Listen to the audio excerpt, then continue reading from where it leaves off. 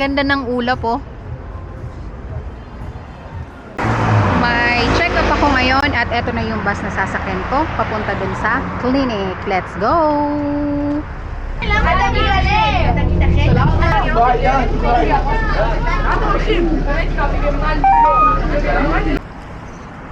Ang sakit sa balat ng sikat ng araw. Ito na ako sa area. So, hahanapin ko lang yung clinic. Excuse me, is this the elevator for second floor?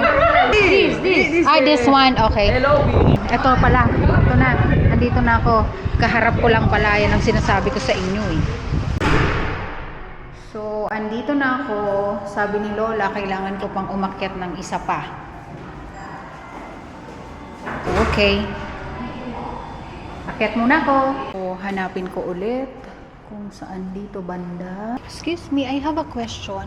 I have appointment at 2:30 with Dr. Michael. And my number will show there.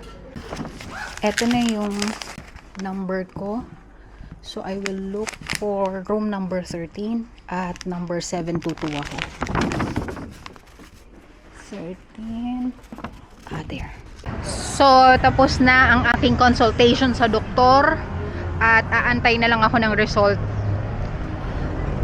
Ba't ganun? Ganun din ba kayo kapag kakausapin nyo na yung doktor kapag may check-up kayo? Feeling ko sumasalang ako sa interview. Yung parang nag-a-apply ka sa trabaho. Kinakabahan talaga ako. Siguro kasi English, yung gagamitin kong language. Charo. Hindi, siguro kasi syempre nasa ibang bansa ka, tapos wala ka namang kasama, tapos yun, siguro ganun.